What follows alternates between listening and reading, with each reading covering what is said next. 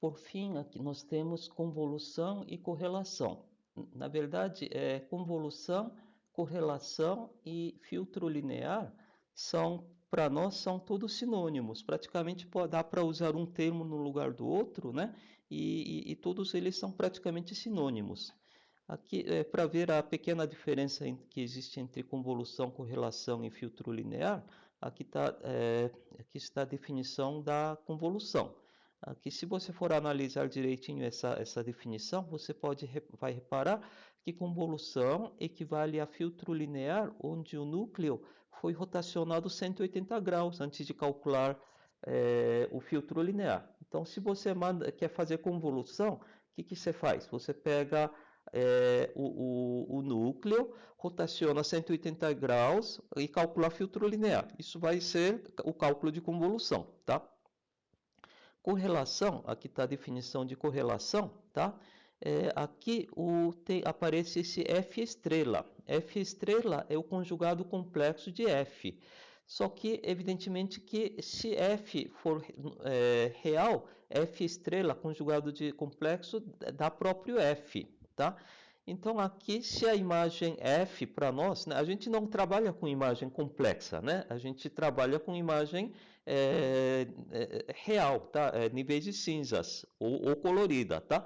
Então, aqui, se F for imagem real, o conjugado complexo dá ele mesmo, tá? Porque não tem parte imaginária, né? Então, aqui, moral da história, a correlação e filtro linear, né, são exatamente a mesma coisa, né, se a gente estiver trabalhando com imagens reais, imagens que não sejam complexas, tá? Porque a única diferença entre filtro linear e correlação é esse estrelinha, que é conjugado complexo, só que conjugado complexo de número real dá ele mesmo, né, tá?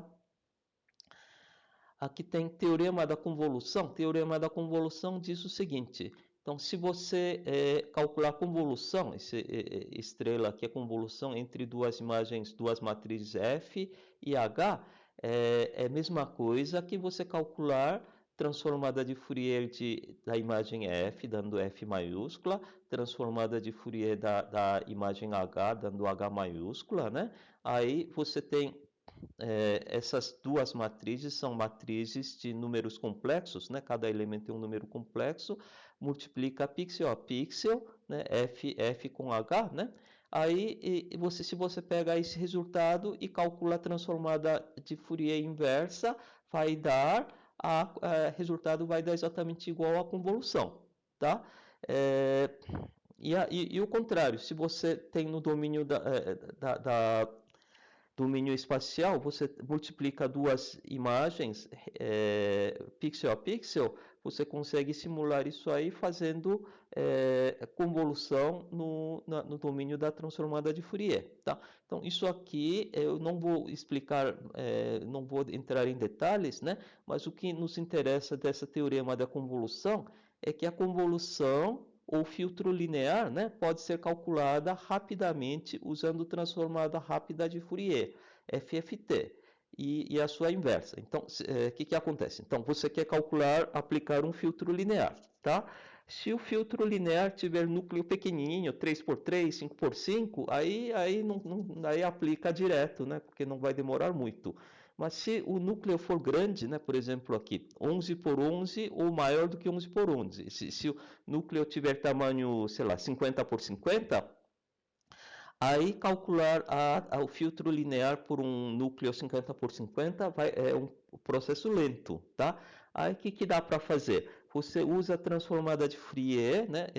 Transformada rápida de Fourier e transformada rápida de Fourier inversa, e você consegue calcular rapidamente a convolução, tá? Convolução ou filtro linear.